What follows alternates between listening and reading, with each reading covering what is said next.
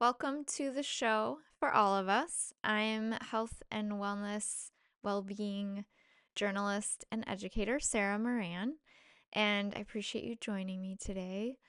In this episode, I'm going to share with you 10 ways to increase your self-awareness. If you heard my last episode, I shared my number one tip for health and well being of all time. And it is about self awareness and increasing self awareness. And in that episode, I shared that I would today be giving you 8 ways to do that. But then I thought of 2 more, so now it's 10. If you haven't heard that last episode, I would really encourage you to go back and have a listen. It will give you some really great background about why this stuff is so important. And sometimes when we have a little bit more of that, knowing about why we're doing something, it just makes it easier to take the steps to do the thing. So have a listen. Or I'll also recap here that basically self awareness is my number one health and well being tool uh, because I feel it's the foundation of everything. And when you have it in place, it will just sort of guide you in multiple areas of your life. And what I mean by self awareness, again, is just tuning in. It's about tuning in, it's about connecting, it's about observing, having a relationship with your body, mind, spirit. And the clearer that is, the idea is the clearer that is, the easier it is for you to navigate and be naturally guided toward and naturally drawn to also the things that are good for you or that benefit you, that help you feel even better. And the more naturally the things that do not start to just fall away, they no longer become a temptation. They no longer become of interest to you because you're just following what feels good in your own being. And so instead of actually trying to do things, it just becomes really natural. And I'll give you an example. The more with a food example, that's an easy one. The more in tune you are with your body, a desire for, sugary processed foods is no longer of interest. When there's a lot of layers between that inner knowing or like disconnect with the body, well, those are really appealing because we get this serotonin boost and we feel good for a little while. But then when we're tuned in, we notice that after that, we also start to crash and maybe things feel a little fatigued in the body and the mind, and you start to feel a little blah. And so that awareness just guides you to making better and better choices, where the body, the mind, and the spirit all are feeling better, and you just keep going on this upward spiral. So, um, the other thing I'll say is again that people come in with really different levels of self awareness, and that's fine. You just begin where you're at. You work with the cards that you've been played, and everybody can make strides in this area too, with some intention and time and effort. I also acknowledge that we really do live in a culture where it's not self-awareness is certainly not the default and quite the opposite. And so just be gentle with yourself and knowing that it's okay if sometimes this takes time and effort, where many of us aren't necessarily in a supportive environment for increasing self-awareness, although there's more and more of that becoming available. So all right, so let's get to it. 10 ways to increase your self awareness. Number one is simply set the intention to do so. That might seem like a little thing, but it's about willingness. It's about using your will to say, yeah, I'm going to do this. I'm going to make an effort for myself and to become more self aware. And some ways to set an intention is to write it down. That just kind of puts it into a physical form. For some people, it helps to then post that somewhere around the house. Or just take some time with yourself, some quiet moments to just sit and again go back to, yeah, this is something I want to do. I'd like to improve my self-awareness. I'd like to reconnect with myself in all the ways that I can. And go back and have a listen to that episode too if you need some more inspiration about why to do that.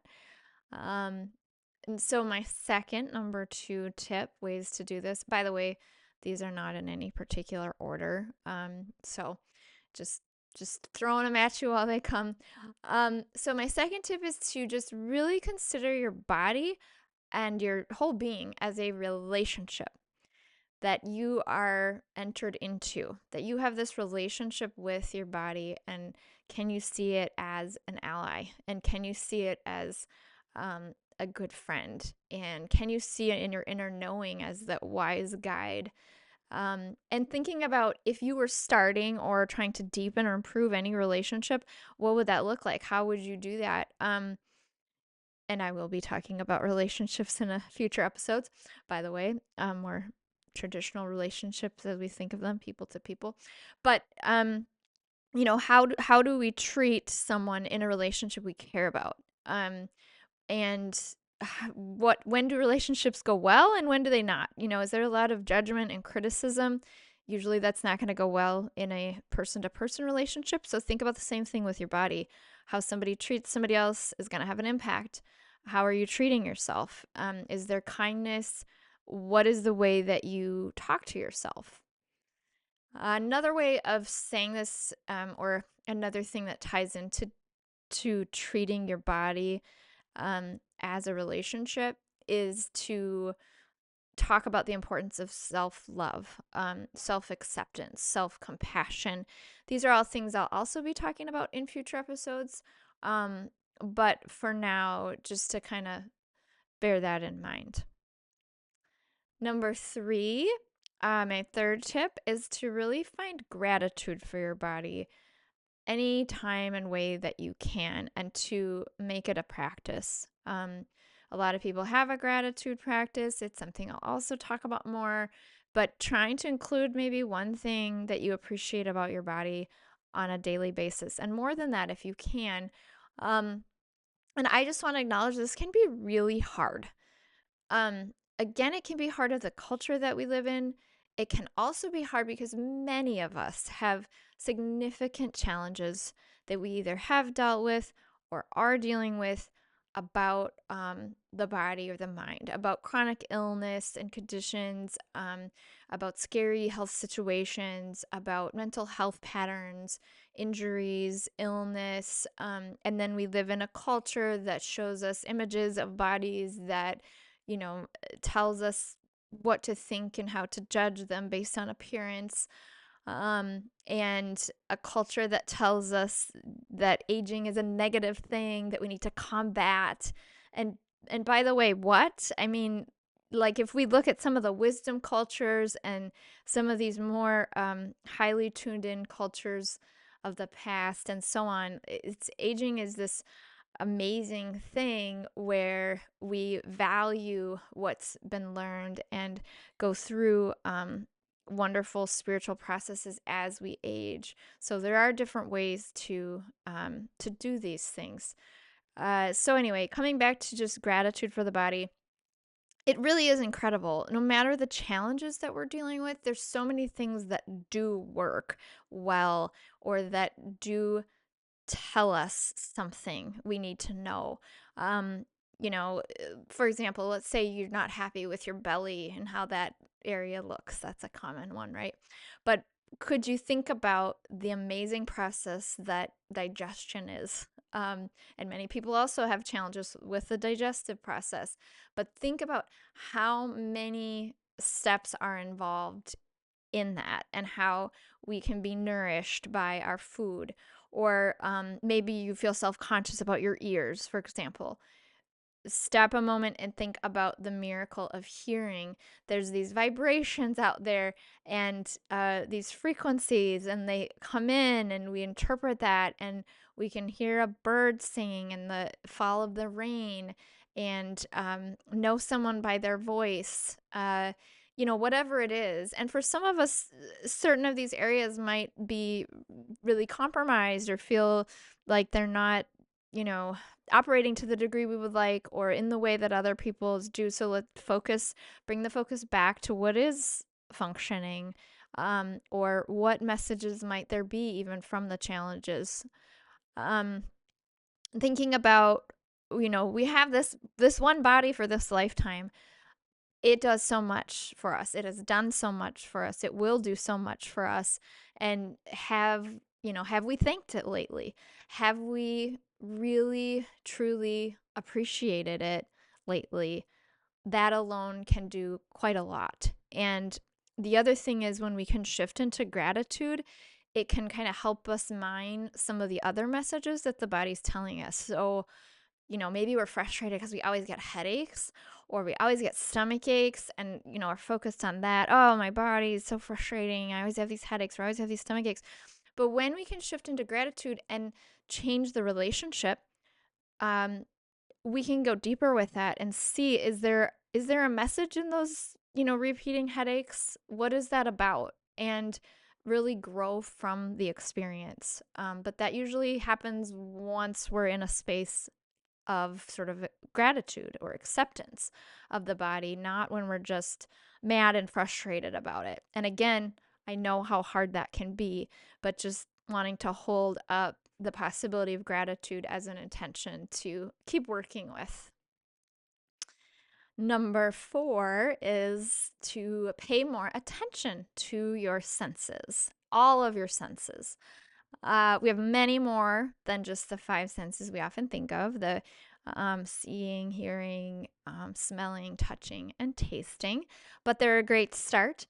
So just going to, focusing on that a little bit more, like how does this blanket feel on my skin, or how does this bath feel, the temperature and the feeling of the water, or how does this apple taste today?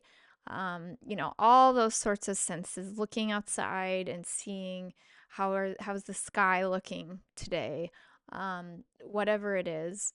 And what I would say is the more you key in on those main senses, the more you can have other senses start to develop. Like I said, there's so many more than the 5. One thing I wanted to talk about, one type or sort of category within self-awareness is called interoception. This is about like noticing and your sense of what's going on inside. So how you feel sensations like hunger, thirst, fatigue, your emotional state. Are you feeling anxious? Are you feeling angry? Are you feeling enthusiastic? Some people are super tuned in that way. And for others, that is a real challenge. And, depending on your wiring. So I just wanted to mention that. With things like that, folks who work in OT, occupational therapists, as well as I would say people who work in somatics, like working with the body, body workers, and those of us who do energy healing work, can all be really helpful in improving interoception if that is a challenge for somebody, because in a way to make it short, all of these people are helping bring someone back into the body and just assisting in that connection, which will then naturally help. So I just wanted to put that out there. Everybody has gifts and challenges, and they can be really different. And, we just reach out for support in these areas if we need them. I'll just share another type of sense that we don't talk about as much, but is proprioception, or maybe it's pronounced proprioception. I don't know. But this is a sense that's about your sense of your body in space, or the sense of effort that's needed to do something. So I have a lot of the senses going really, really high. That's just how I am. I'm very aware in a lot of areas, but this area is one where I'm severely lacking. So, again, this is like your body in space.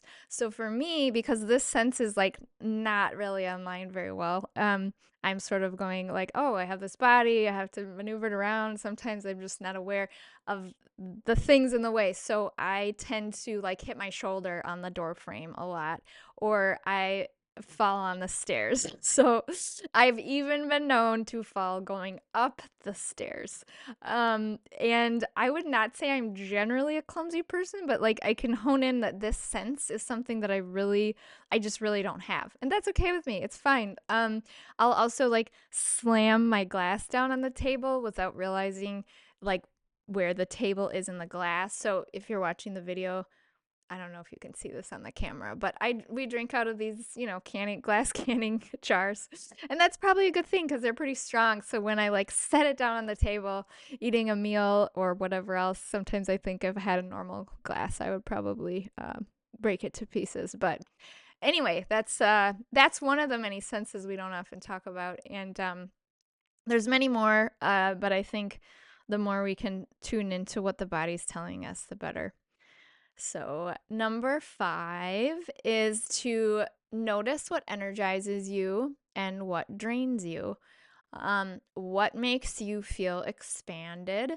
What makes you feel contracted? What makes you feel heavy versus light? Um, all of these kinds of noticings are really important for guiding you in a multitude of ways. For example, if you are feeling like you need to decompress after, a busy day being out in the world and um, just start scrolling on some sort of device, uh, and you zone out in front of the TV as sort of like a common habit, and that's your way of decompressing.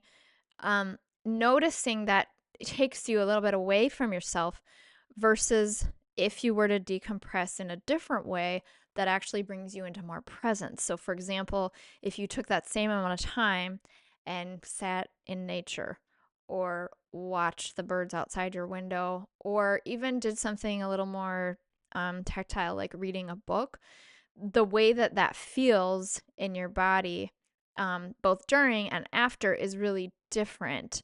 But people will often, turn to um, the more habitual things. And when we start to really notice, like, how is this making me feel? Do I feel lighter now? Do I feel more clear or less so? Just will naturally guide, and then it creates new habits. My sixth tip, number 6, is just to have some sort of timer or alarm that you set to just check in with your body. So that's a good way to also get this habit started. When you hear that, it's just a gentle reminder to like check in, and you go, oh, like, are my shoulders tense? Am I warm or cold? Am I hungry? Do I need a little snack? Or am I thirsty? Do I need a little break, like from looking at the computer? Do I need to stretch? Anything like that. This is just a way of, reinforcing also to yourself that you care about yourself, that you're checking in with yourself. You're saying, how can I help? What do you need? And it goes back to that relationship building with your own body and with your own being that I was talking about earlier. Number 7 is when you do check in with your body or you notice it telling you something through your senses, to also honor that. And I feel like that deserves its own number, I guess. So, for example, if you say you're going for a walk with a friend and you start on the walk and then you're like, oh man, I'm kind of cold. I wish I would have worn this thicker jacket. If I don't want to walk back to the house and get it, like, just go ahead and say, hey, can we go back? I realize I'm cold. Paying attention to your body in that way and honoring it. Or if you're out and you realize it's too bright and you want to go grab your sunglasses from the car, just like taking that step to do the things that make you feel more comfortable. It's also a way of building that relationship. And the more you habitually ignore those cues, the more you're ignoring the messages your body's trying to tell you, the less easy it's going to get to hear them.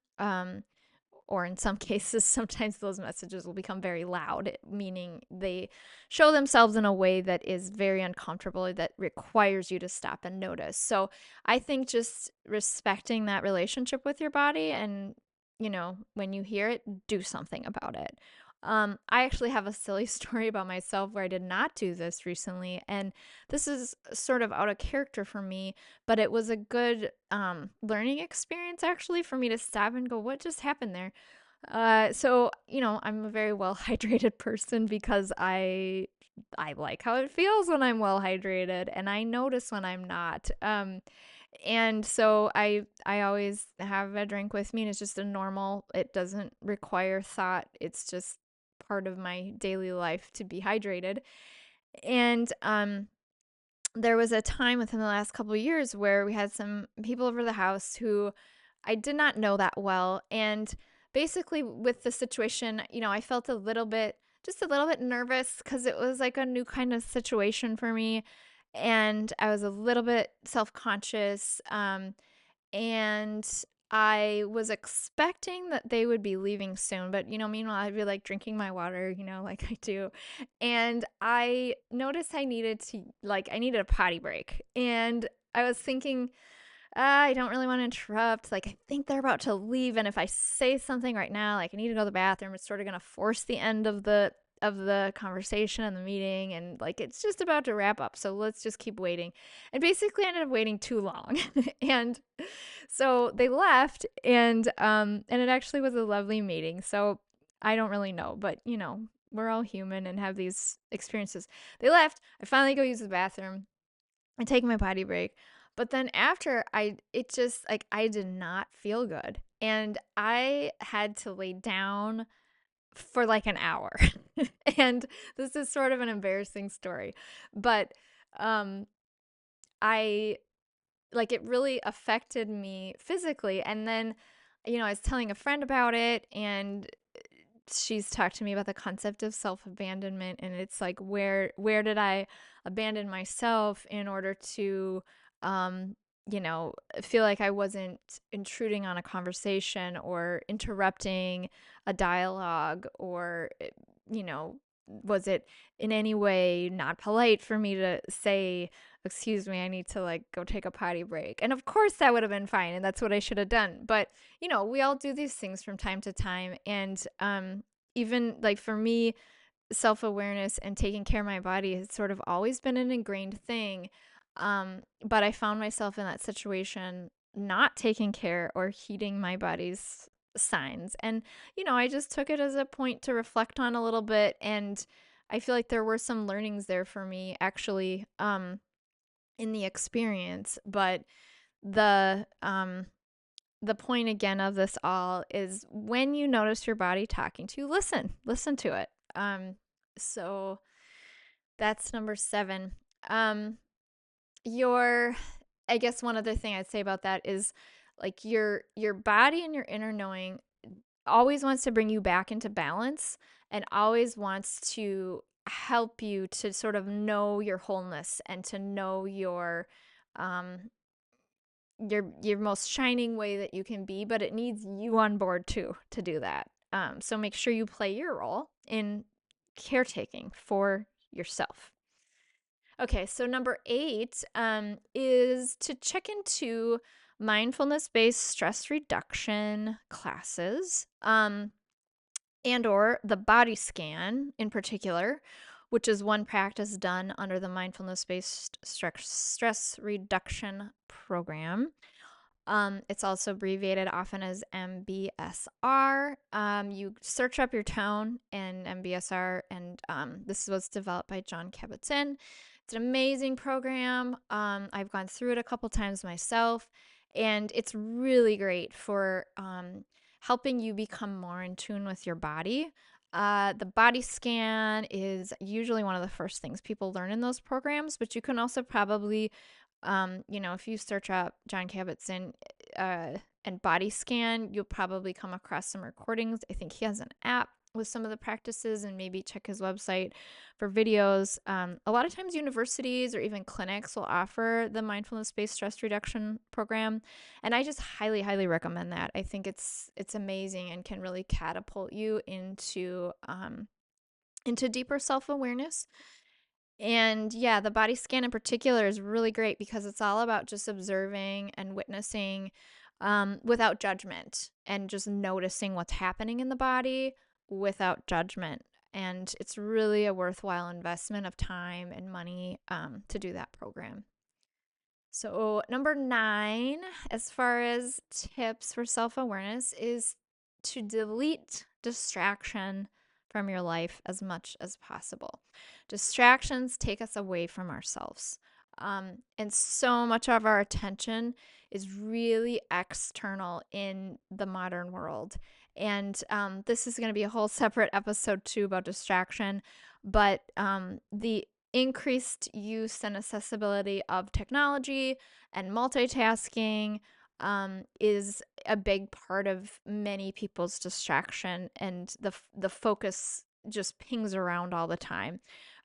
It's less likely when we're distracted a lot that we can go into that deep focus state, or that deep awareness state. And so the more you can delete distractions, the better. Again, I'll have more tips on that in the future. And then number 10, my 10th tip for improving your self-awareness is slow down. Slow down, slow down, slow down.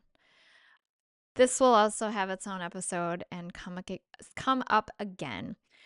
But for now, I'll just say, if your life is so packed that there is no ability to notice and listen to the body, and your inner being, it's going to be very difficult to develop self awareness in a way that will then feed your overall health and well being. Being busy is a huge form of distraction that is so commonplace today. And it can be hard to carve time away in a culture where being overbooked and overscheduled and doing is the norm and is what we're teaching our kids to do in many cases. But this lifetime is unique to you, and I just encourage you to think more about being instead of doing all the time. And how can we create more breathing room in our lives? How can we create more white space in our calendars? Because we are ultimately in control. And absolutely, it's challenging to do that when the default is the opposite. But I'm just wanting to mention that slowing down is a huge part of self awareness. That said, whatever your circumstances, there are still things you can do to improve your self awareness, even if your life feels totally overflowing and chaotic and overloaded right now, and there's nothing that you feel like you can do in this moment. There are still those little things that you can do in your thought patterns that will bring you more self-awareness. And so not to be deterred at all, you can still shift how you think of your body as a relationship. You can still look for opportunities for gratitude when you're putting on your shoes. Thank you, feet. Thank you, feet, for working and operating, whatever it is. Next time you're eating, even if you are a bit rushed, thank you to your whole body for knowing what to do with that food and process it and give you energy from it. So there still are things that you can do. I just want to help people hold the vision of how much slowing down can help with self-awareness. It's significant.